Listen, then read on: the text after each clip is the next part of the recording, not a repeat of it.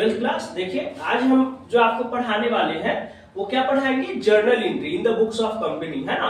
हमने आपको थ्योरी पूरा पढ़ा दिया कंपनी चैप्टर का, है ना। कंपनी चैप्टर का क्या हमने पढ़ाया आपको, कंपनी क्या है, कंपनी का फीचर्स क्या है ना। शेयर क्या है, शेयर कितने टाइप्स के होते हैं, है ना, बताया था ना, प्रेफरेंस शेयर और इक्विटी शेयर, ठीक है। फिर हमने आपको बताया कंपनी क्या है, यह कितने प्रकार के होते हैं, प्राइवेट कंपनी और पब्लिक कंपनी में आपको डिफरेंसेस बताया, ठीक है।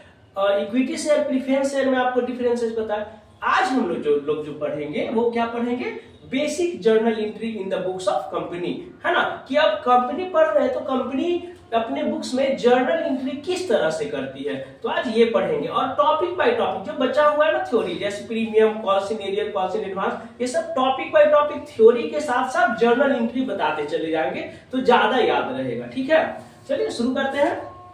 देखिए सबसे पहले जो है basic journal entry in the books of company. Company जो है ना, कंपनी जो है शेयर इशू करती है। कंपनी के पास पैसा कहां से जाएगा, पब्लिक से वो पैसा लेता है, किस तरह से, शेयर इशू करके, ठीक है। कंपनी जो है क्या इशू करती है, शेयर इशू करती है, डिवेंचर इशू करती है और वो पब्लिक को बेचती है ना। पब्लिक जो है उस शेयर को खरीदता है ना, 500 पर शेयर, 3000 रुपीज पर शेयर, इस तरह से पर कंपनी का अपना अलग अलग कॉस्ट रहता है। उस पर क्या करता है, पब्लिक जो है कंपनी से या तो शेयर खरीदती है या फिर डिवेंचर खरीदती है, ठीक है। तो अभी हम लोग डिवेंचर का बात नहीं करेंगे, अभी हम लोग क्या करेंगे, शेयर का बात करेंगे, क्योंकि अभी हम लोग शेयर पढ़ रहे हैं, ये कंपनी में शेयर पढ़ रहे थे, ठीक है ना। तो देखिए basic journal entry in the books of company में हम आपको बताएंगे कि कंपनी जो है कैसे कैसे शेयर तो इशू कर दी कंपनी, है ना। अब किस तरह से पैसा लेती है, तो जैसे इसको एक क्वेश्चन हम बता रहे हैं, उसके अकॉर्डिंग आपको बढ़िया से समझ में आएगा।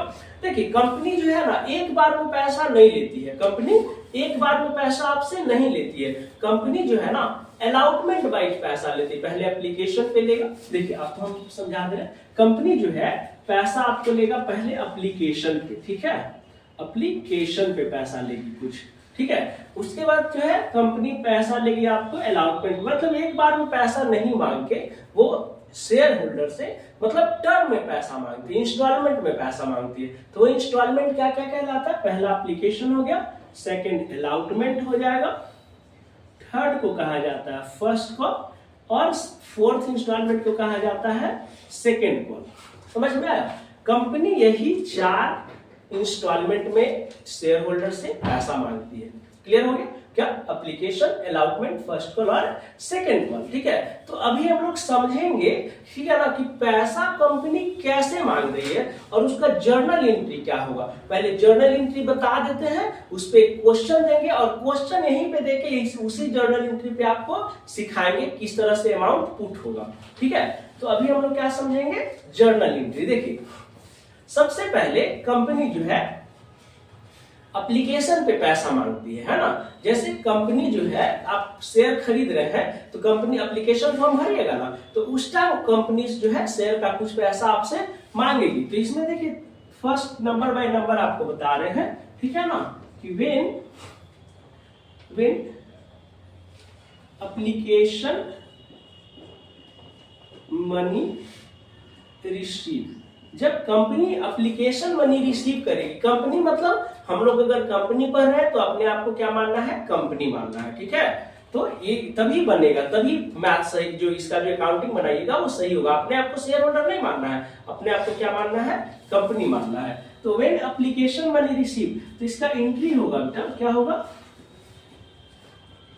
Bank account debit to share application account, bank account debit to share application account. Clear है, ये पैसा जो है कंपनी शेयर होल्डर से एप्लीकेशन के टाइम में मांगा, तो ये हो गया bank account debit to share application. यहाँ पे ना हम आपको दे देते हैं, ठीक है, कि एप्लीकेशन पहला क्या मांगेगा, एप्लीकेशन, फिर अलॉटमेंट, फिर फर्स्ट कॉल और फिर सेकेंड कॉल, है ना। रिकॉल करते रहेंगे आपको कि देखिए कैसे कैसे हुआ तो ज्यादा समझ में आएगा।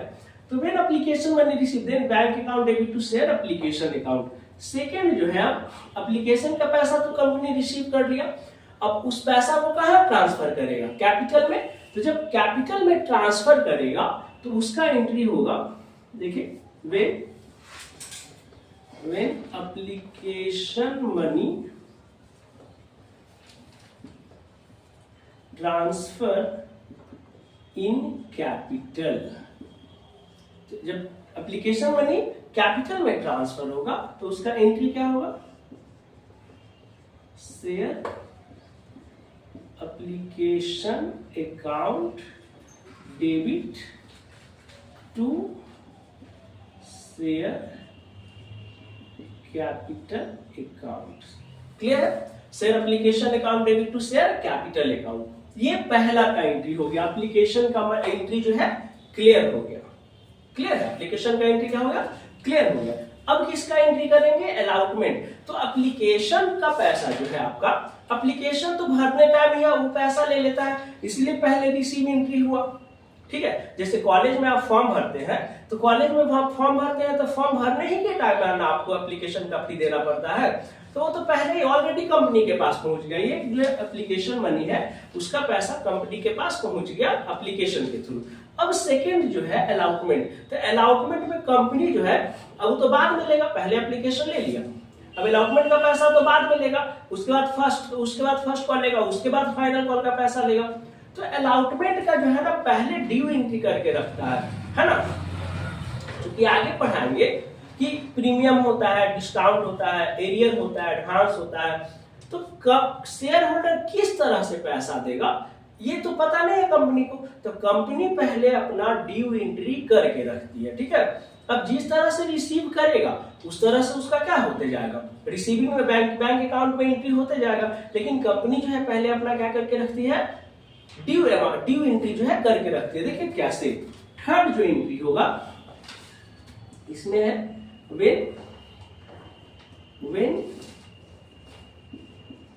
when share allotment money dues, है ना, when share allotment money dues, जब शेयर अलॉटमेंट का मनी ड्यूज रहेगा तो क्या एंट्री होगा, इसका एंट्री होगा share allotment account debit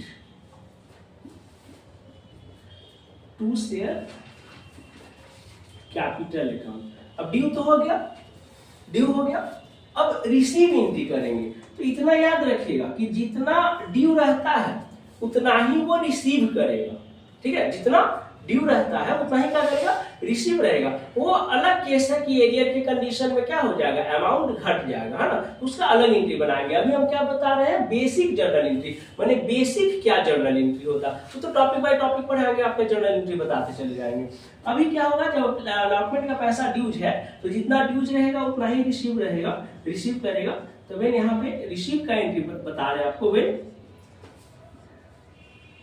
allotment money receive, जब अलॉटमेंट मनी रिसीव होगा तो इसका एंट्री होगा bank account debit to share allotment account. Clear है, bank account debit to share allotment account. देखिए जब भी रिसीव का एंट्री होगा बैंक ऊपर आएगा, बैंक अकाउंट डेबिट जिसका पैसा लेंगे वो नीचे आएगा। क्यों, क्योंकि कंपनी जो है पैसा बैंक में न लेगा जी। अब रिलायंस इंडस्ट्रीज का अगर आप शेयर खरीद रहे हैं तो पैसा हैंड टू हैंड अंबानी को देने जाइएगा, बैंक में ना उसका जमा करेगा, उसका जो बैंक होगा ड्राफ्ट के थ्रू लेगा, जैसे वो लेगा है ना उसके बैंक में पैसा जाएगा। इसीलिए कंपनी जो हम लोग अगर कंपनी अपने आप को मानने के लिए बोले है ना, तो जब कंपनी अपने आप को मानेंगे तो हम लोग तो शेयर होल्डर हाथ में थोड़ी पैसा देने आएगा, वो तो हमारा बैंक में जमा करेगा। तो बैंक रियल अकाउंट होता है ना, एसेट्स होता है, इंक्रीज करेगा, डेबिट हो जाएगा। क्लियर है, अब किसका एंट्री, अलॉटमेंट का एंट्री क्लियर हो गया। हर अलॉटमेंट का है ना 2 एंट्री हो रहा है ना, कि जितने इंस्टॉलमेंट में मांग रहा है पैसा 1 2 3 4 4 इंस्टॉलमेंट में, तब पर इंस्टॉलमेंट का 2 एंट्री, एक ड्यू एक रिसीव। एप्लीकेशन में पहले रिसीव हो जाता है, क्योंकि एप्लीकेशन जैसे ही फॉर्म भरिएगा वैसे ही कंपनी को पैसा चला जाता है। क्लियर है, अलॉटमेंट। अब जैसे देखिए ये अलॉटमेंट समझ गए, रिसीव समझ गए, बाकी दोनों सेम टू सेम है, कोई अलग नहीं है। इससे पहले ड्यू का एंट्री किए फिर रिसीव का एंट्री किए। अब देखिए शेयर फर्स्ट कॉल में भी वही करेंगे, पहले ड्यू का एंट्री करेंगे फिर रिसीव का एंट्री करेंगे। फिफ्थ एंट्री क्या हो जाएगा, when share first call money dues, क्या होगा, when share first call money dues. जब फर्स्ट कॉल मनी ड्यूज रहेगा तो शेयर अलॉटमेंट में जब ड्यूज था क्या हुआ, share allotment account debit to share capital account. उसी तरह से जब फर्स्ट कॉल का मनी ड्यूज है तो क्या लिखाएगा, share first call account debit to share capital account. Clear है, आ रहा है ना, आ रहा है ना, ठीक है, क्लियर हो गया। अब सिक्स अब जैसे देखिए, अब यहाँ एप्लीकेशन क्या हो गया, अलॉटमेंट का मनी ड्यूज था तो ड्यूज का एंट्री किए, फिर हमने क्या किया कि अलॉटमेंट का मनी रिसीव, जब रिसीव करेंगे शेयर होल्डर से तो पैसा आएगा तो रिसीव का एंट्री किए। उसी तरह से फर्स्ट कॉल का ड्यू एंट्री हो गया, अब रिसीव एंट्री, तो इसमें क्या था, bank account debit to share allotment account, चूंकि अलॉटमेंट का पैसा लिए तो इसमें क्या होगा, एक मिनट पहले लिख देते हैं again, first call money receive. जब फर्स्ट कॉल मनी रिसीव होगा तो क्या होगा, bank account debit to share first call account, क्या हो जाएगा, bank account debit to share first call account. अच्छा, ये तो जनरल एंट्री क्लियर हो रहा है। इसमें ड्यू का एंट्री फिर रिसीव का एंट्री, यहाँ भी ड्यू का एंट्री फिर रिसीव का एंट्री। अब सेकेंड कॉल का भी उसी तरह होगा, पहले सेकेंड कॉल का ड्यू एंट्री होगा क्या, share second call account debit to share capital, और फिर रिसीव होगा तो bank account debit to share second call. Clear है ना, तो ये हो जाए 7 क्या होगा, अब सेकेंड कॉल का, तो when share second call money dues. जब सेकेंड कॉल का पैसा ड्यूज है तो क्या होगा, यही वाला एंट्री होगा, है ना, share second call account debit to share capital account. ठीक है, अब रिसीव एंट्री, तो रिसीव एंट्री में वही होगा, यहाँ पे हुआ है ना, पहले लिख दे रहे हैं, when second call money receive. जब रिसीव होगा सेकेंड कॉल का मनी तो बैंक अकाउंट डेबिट पे शेयर फर्स्ट कॉल है, यहाँ क्या हो जाएगा, शेयर सेकेंड कॉल हो जाएगा, है ना, क्या हो जाएगा, bank account debit to share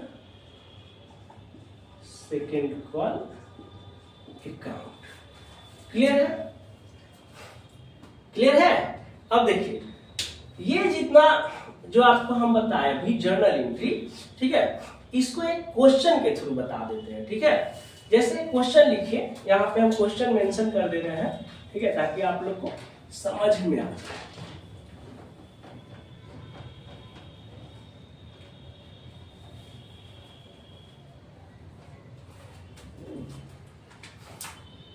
आरब यहाँ देखो,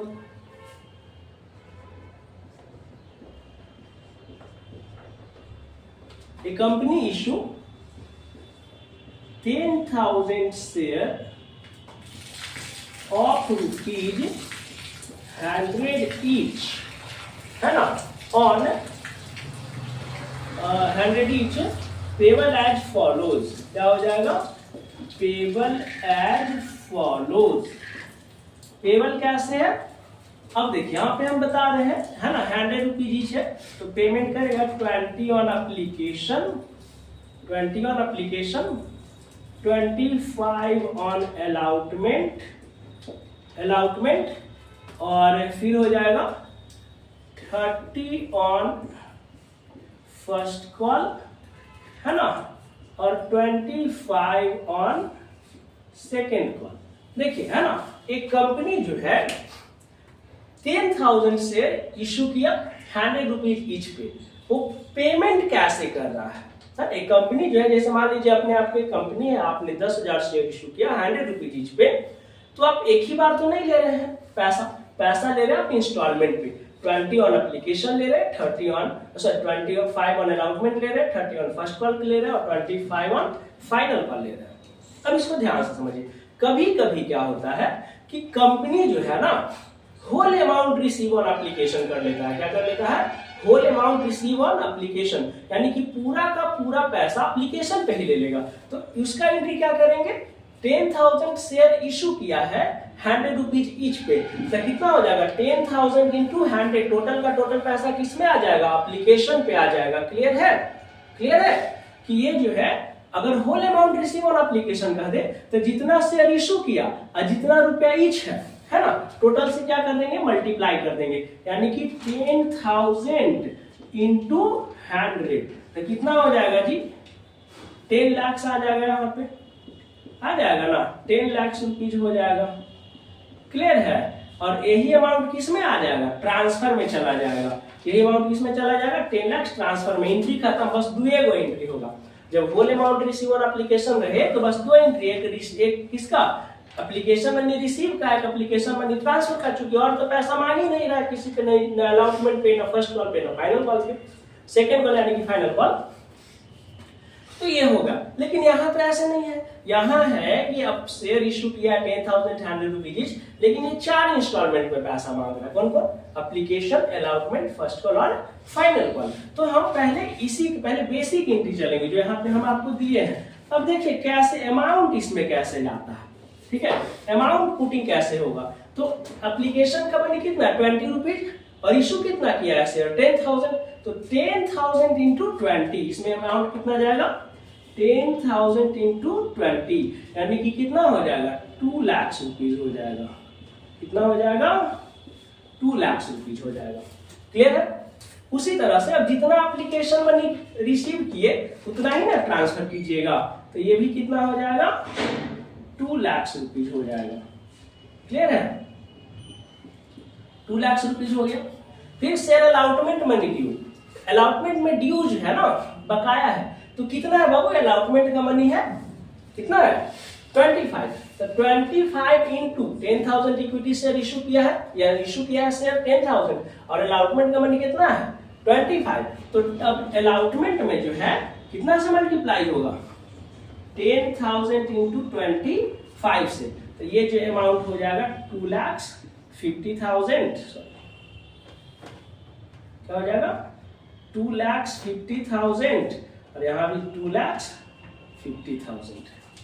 क्लियर है, अब जितना मनी ड्यूज है उतना ही ना रिसीव होगा जी, तो यहाँ पे अलॉटमेंट मनी जब रिसीव करेंगे तो यहाँ भी 2,50,000, यहाँ भी 2,50,000।